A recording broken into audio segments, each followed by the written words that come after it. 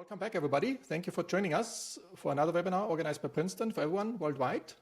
We're happy to have Simona Paravani Melinov with us. Hi, Simona.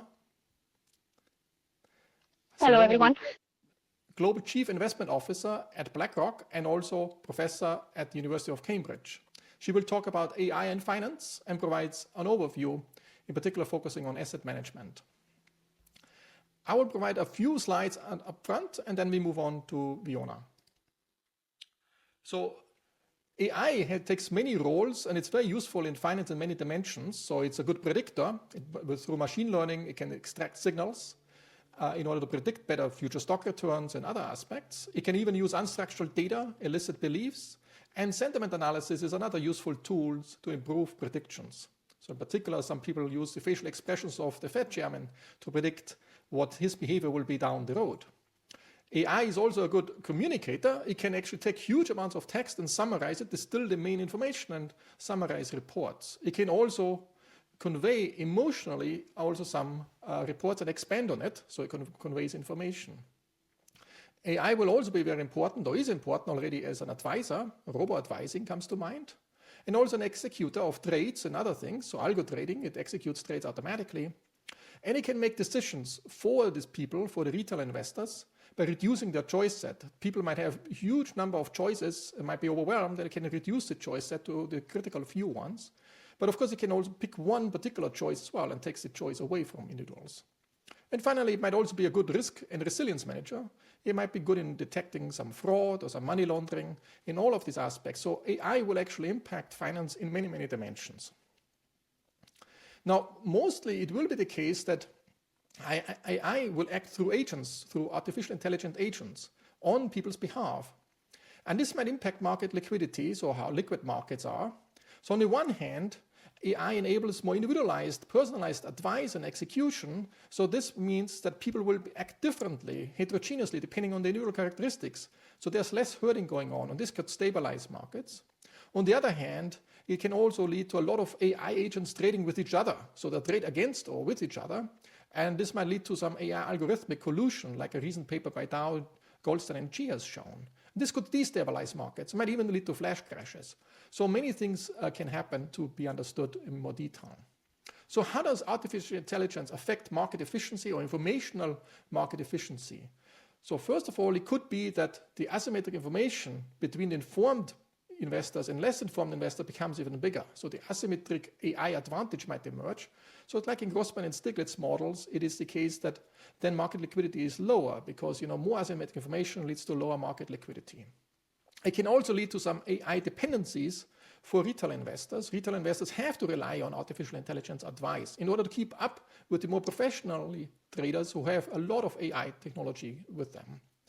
And that means, the firms which provide this AI technology, they can actually manipulate or delay advice. And by delaying it, they can front run the retail investors and take advantage of retail investors. That, calls for some regulatory thought how to deal with that. Some other thing is that AI firms can also play on the emotions and behavioral biases of retail investors and induce some meme investing. And that's also something one has to be careful about. How do you program these AI machines in order to make sure that they're not emotional behavioral biases played up and leads to more behavioral trading rather than rational trading? So overall, there will be huge implications for many parts of finance, including asset management and rating agencies.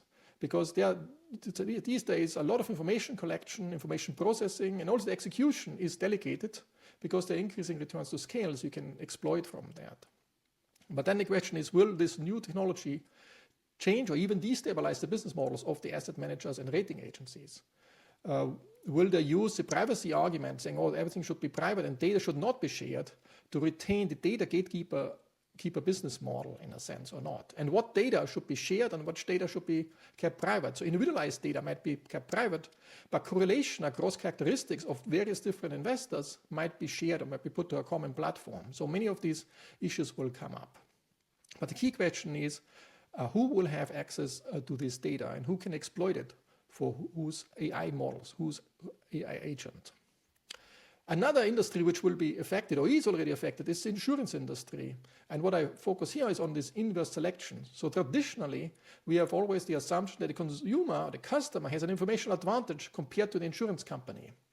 So they know better what the individual risks are. And there's an adverse selection problem or moral hazard problem for the insurance company. The classic paper here is Rothschild-Stiglitz, 1976, where the insurer knows better how risky he is compared to the other customers. But the insurance company faces an adverse selection problem.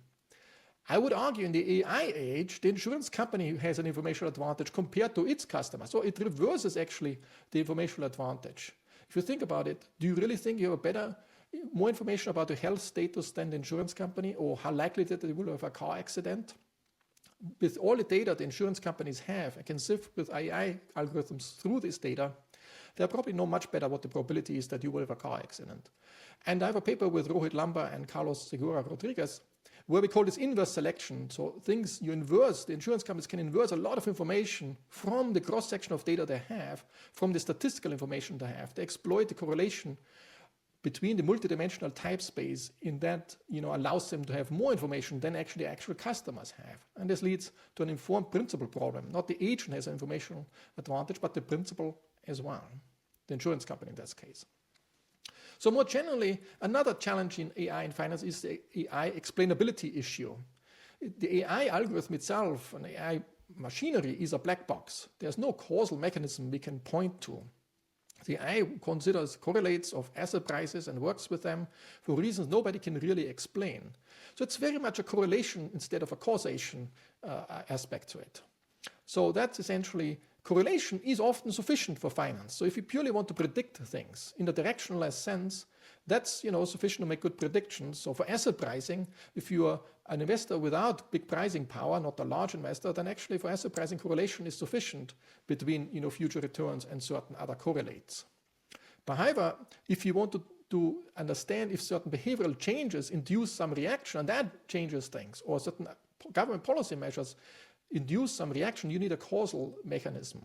And AI is not for causal relationships, it's essentially for correlation. One has to also see the limitations of these new tools coming up. Now today we will talk with Simona about AI and finance. That's what the topic is for today. We have a lot of other AI webinars this year so far, and also previous year. We had several webinars talking about how we can use AI and large language models to do better research in economics. We said how AI will change our teaching by having new AI teaching assistants and so forth, and personalized teaching tools. We had 2 webinars on that. And then we had 3 webinars where we studied the industrial organization of artificial intelligence and how to regulate artificial intelligence. And before that, we also had a webinar on existential risk and growth in the macroeconomy and artificial intelligence. So with these opening remarks, I pass on the mic to Simona, and she will tell us AI and finance and provide us an overview. Thank you for the invite and the opportunity to share thoughts, experiences, and challenges on the broad AI topic from the perspective of the investment management industry. Our perspective, as we show on this slide, that has fundamentally 2 pillars. First, how does AI impact the economy and the investment landscape? And second, how does AI impact the operating model for the investment management industry? Or to say it slightly differently, how we invest in AI and how we invest with AI. So starting with the first question, it is worth reminding ourselves that AI is not new. AI as an academic discipline has been around since the 1950s. So why all the excitement right now? What has enabled this significant advancement in AI? And by the way, I'm using the term very broadly from what some people now call traditional machine learning to generative AI. This broad advancement is effectively down to what one could call, quote unquote, an explosion in computational power and in data. We very much support the view that the AI transformation is here to stay. And it's here to stay not least because of the growth in data. As we show on this slide, the stock of data has grown from something like 2 zettabytes to over 120 in less than 15 years. And for context, a zettabyte is a really large number. But most importantly, such a trend in the growth of data is likely to persist, not least because of the Internet of Things. No, sorry, that was too quick. So sorry. Don't worry. This slide shows growth in data. As this slide shows, the stock of data has grown from something like 2 zettabytes to over 120 zettabytes in less than 15 years. And for context, a zettabyte is a pretty large number. But most importantly, such a trend in the growth of data is likely to persist, not least because of what we call the Internet of Things. Effectively, this is all about our refrigerator telling our phone to order the missing milk. The other factor is demographic attitudes, which we see on the next slide. As we can see from this slide, younger cohorts seem to have a more favorable attitude towards artificial intelligence and therefore its adoption. This particular snapshot comes from a 2019 survey, but we see the same results echoed in more recent surveys. So, next slide. If AI is here to stay, or to say it slightly more elegantly, it is a megaforce, i.e. a transformation with significant impact for markets and the economy over the medium to long term, the key question for us as investors becomes, what's the broad macroeconomic impact? As is often the case in life, in addressing a question, there is a piece of good news and one of, if not bad news, at least less good. So let me start with the good news first. AI is likely to be productivity enhancing, but, and here comes the less good news, the magnitude and speed of the productivity boost is very uncertain. And let me expand on each of these two statements. Starting in the next slide, precisely with AI is likely to be productivity enhancing. This conclusion is based on both anecdotal evidence as well as empirical studies. To quote one study that is often in the press, there was a study indeed published in Science in July 2023 with the title Experimental Evidence on the Productivity Effects of Generative Artificial Intelligence. This study found that for mid-level professional writing tasks, access to a Gen AI tool like ChatGPT increased productivity substantially, with a 40% decrease in completion time and an 18% improvement in quality. It is worth mentioning that actually the biggest delta, the biggest improvement in productivity was obtained by those individuals that were less accustomed with the task. Productivity gains are also evident in the application of AI to science, from Nobel Prize winning work solving the protein folding problem to flood forecasting underpinning a platform like FloodHub that effectively is an early warning platform that covers over 100 countries and millions of people. So overall, the research suggests that there is a productivity boost, which is often in double digit for tasks like business writing or coding, whenever humans have access to AI agents, for tasks the AI agents have actually been trained for. And I really underline this point because a major obstacle to AI adoption and the realization of its benefits is indeed that AI agents may not be properly trained for the task, which very often means not having been trained on data with relevant domain specificity. Moving on to the less good news, the magnitude and speed of the productivity boost is very uncertain. The focus here is all on adoption. Indeed, while there has been a lot of excitement about the innovation itself, rates of adoption in the economy at large are still muted. It is difficult to get reliable and comprehensive stats on this, but it is telling that according to a survey done by the US Census Bureau, the rates of adoption among US corporates are still in single digits. And this is really a powerful reminder that AI adoption is not a sprint, but a marathon. So what determines the speed we can run the marathon at? Obviously, it is a number of factors, but let me focus on three in particular that you see on the slide. Number one, data, data, and again, data. Data is the lifeblood of AI systems. A key obstacle to the adoption of AI is access to clean, domain-specific data to train the AI system via a secure, wall-guarded architecture. I know that whenever one talks about data quality and data architecture, it probably sounds as exciting as watching paint dry, but it is a common obstacle institutions from academia to the corporate sectors face.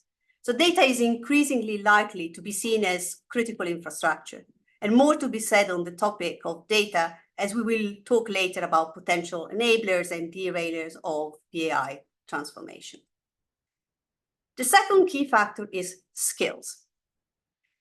There is a lot of focus on skills like prompt engineering, and while this is very relevant for the here and now, if one takes a more medium-term view, critical thinking and the ability to work with others may be even more essential to make the most of models that are increasingly complex, and where the understanding and usage of the output may require a combination of different and complementary domain expertise.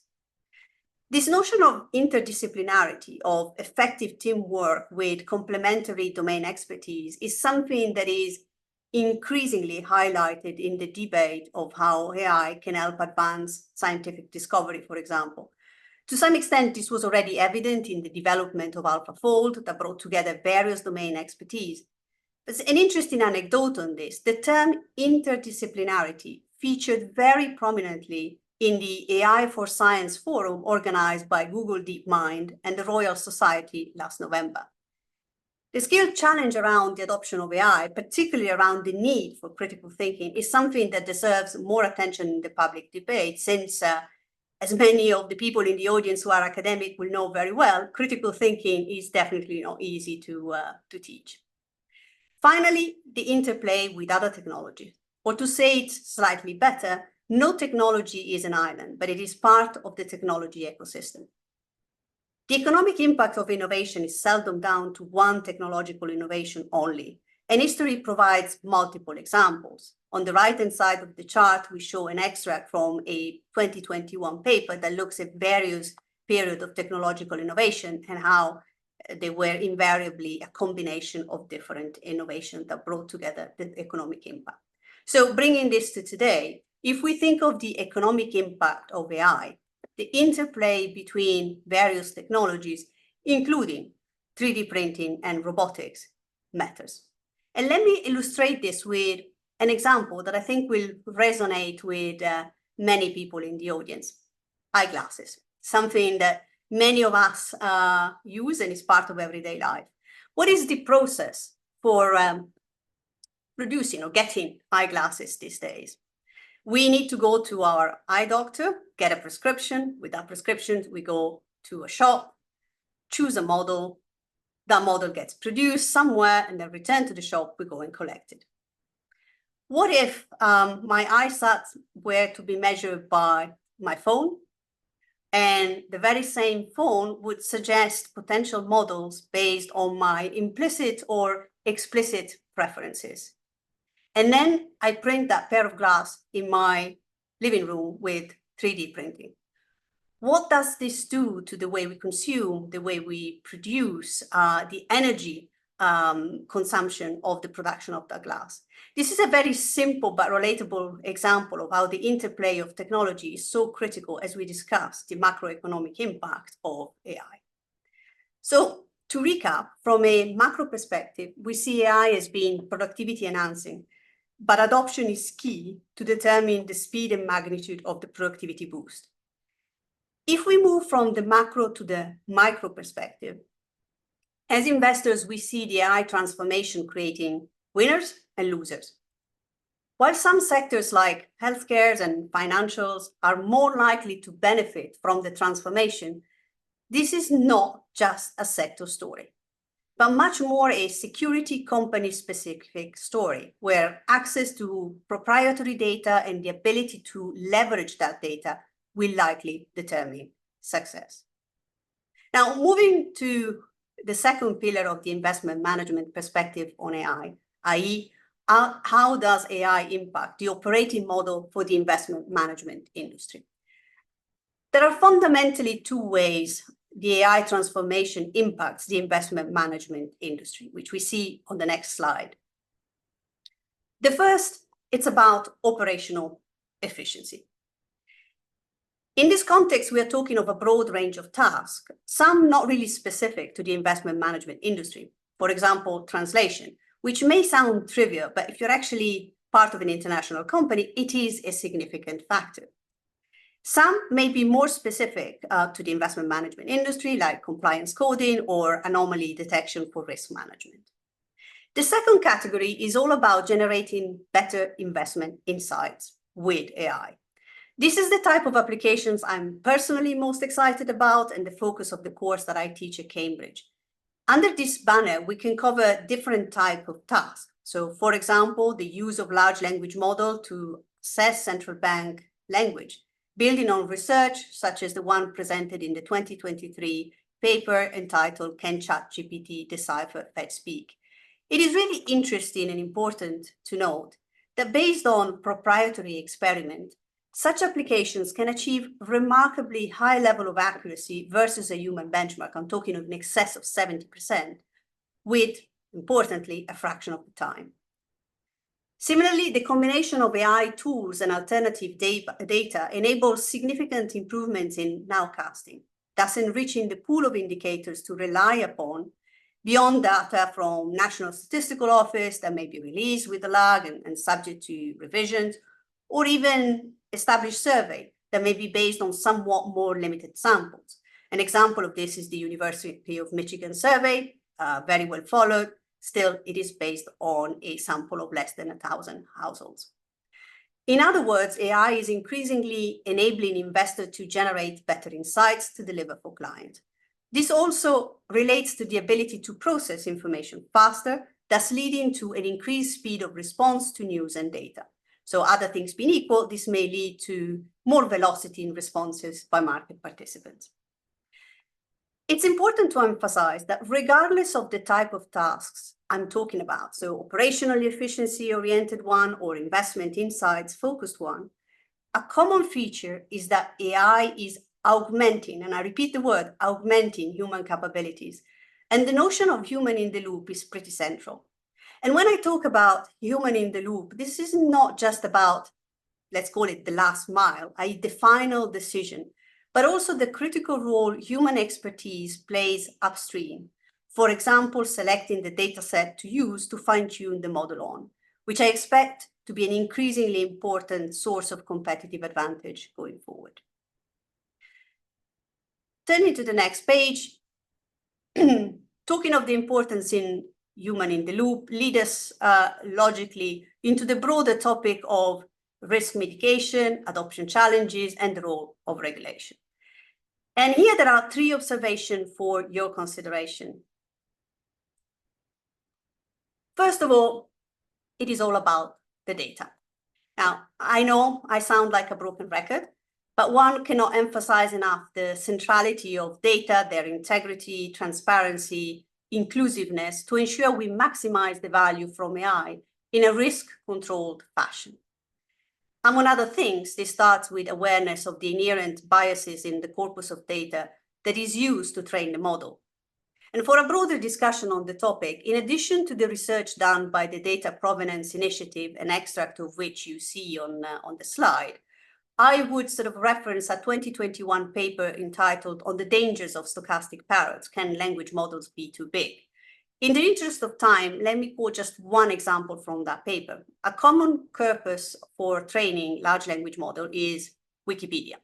It's very intuitive why. It is broad, it's available, it's multilingual. However, female Wikipedians, so editors of the Wikipedia content, seem to be in a clear minority. So some estimate that they are between 8 and 15%. The data representativeness point is further exacerbated by challenges around the digital divide. As highlighted in the 2023 Brookings Institute paper, Fixing the Global Digital Divide and Digital Access Gap, 2.7 billion people, representing a third of the world, don't have fast and reliable access to the internet. This implies they cannot currently contribute to the data pool that would then be used to build models that they may one day use or that may be used to serve them. The challenge here is pretty self-evident. The importance of being inclusive in technology evaluation is another important aspect to consider. While the need to have technology evaluated by a representative sample of end user may sound very obvious, we cannot actually take that for granted. In fact, if we look at the history of innovation, there are powerful reminders of the importance of being inclusive in the assessment. A favorite of mine is actually the electric car. As well illustrated in the book Mother of Invention by Catherine Marcel, while we tend to think of electric cars as a recent invention, in 1900, 1/3 of all cars were electric.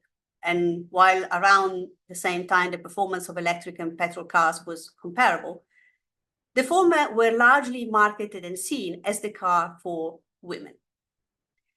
And over time, the associations of electric cars with women turned into a negative in favor of petrol cars, as the relevant purchasing and investment and manufacturing decisions were taken overwhelmingly by men. And as they say, the rest is history, one which we will hopefully not repeat. Finally, let's talk about the relevance and the importance of regulation. It is recognized that regulation can play a key role in ensuring the responsible adoption of AI. However, in recognition of the fast pace of innovation, its novelty and complexity, there are a few important considerations.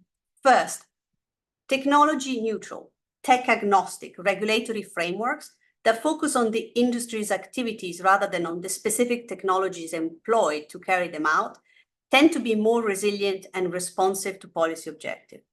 Second, the need to minimize overlapping regulation that risk creating confusion and potentially stifling innovation.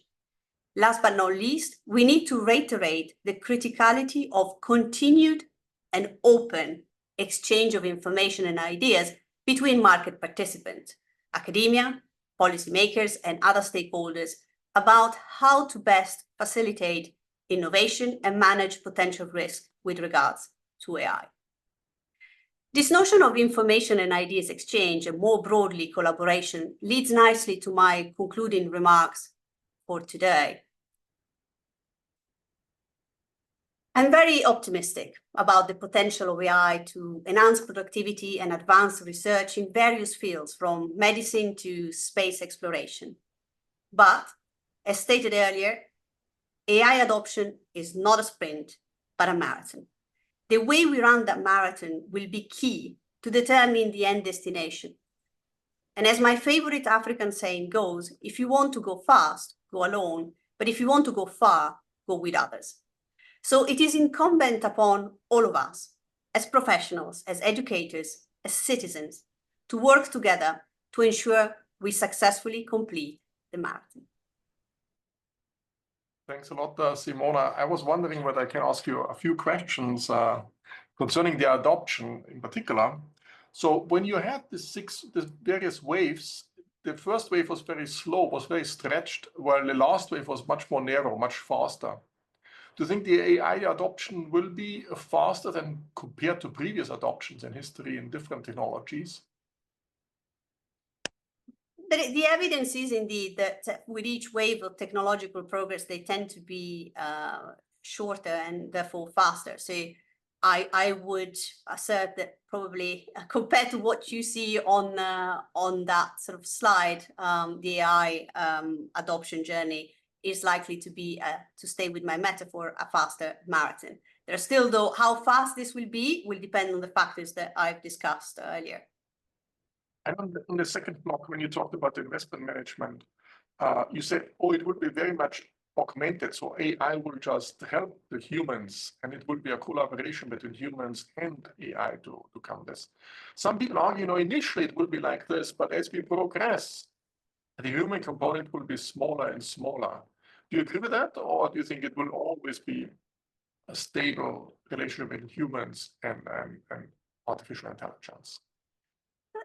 Whenever we think about the impact of AI and more broadly of technology, my starting point is to actually look at what activities and tasks are particularly impacted. So if we look at the likely impact of AI, there is no doubt that it will have an impact on the jobs that we do and a lot of the tasks that are part of our job. Some of these may be completely taken over by AI. Some may be a case of augmentation.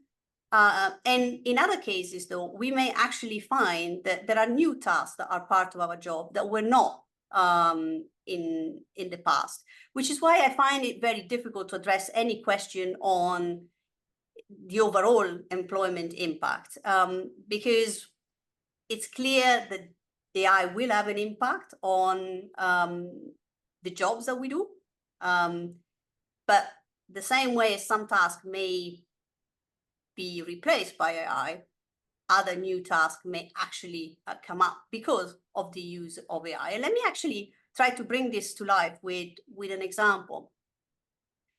So it's pretty plausible to assume that there will be tasks like writing summaries of earnings call or extracting the sentiment for certain earnings calls that AI could do with time more and more.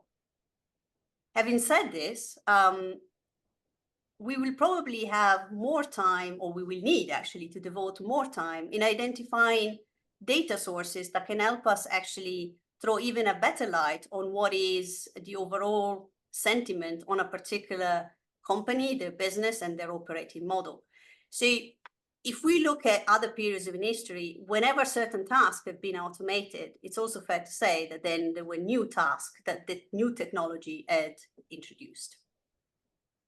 And when you mentioned the investment thing, how you didn't mention robo-advising. You think in robo-advising AI will make a big difference as well? Well, I mean, as I said in my introductory remarks, my perspective is very much that of an investment manager that is more basically the manufacturer of products that robo-advisors will then distribute.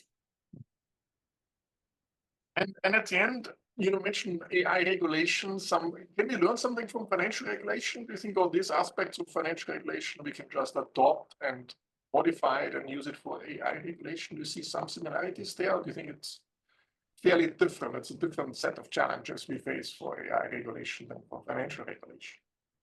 Well, I think it is important to take into account the regulation that is already there and augment that with regulation that is specific to whatever additional challenges AI may pose. As I said in my remarks, it's important that we don't introduce regulation that is overlapping with existing regulation, as this may actually cause confusion. I believe that one of the areas where we are likely to see obviously more and more of the focus is around data. There is already a regulation around the use of data, but that will probably come even more into focus, and that's not just about financial services, a more broad point. Thanks a lot, Simona. So let's all start running and start marathon. I guess we shouldn't start too slowly, but start right away. And thanks a lot for outlining your vision, how AI will impact finance and beyond and the whole society. Thank you for the invite and happy marathon. Thank you. Bye-bye.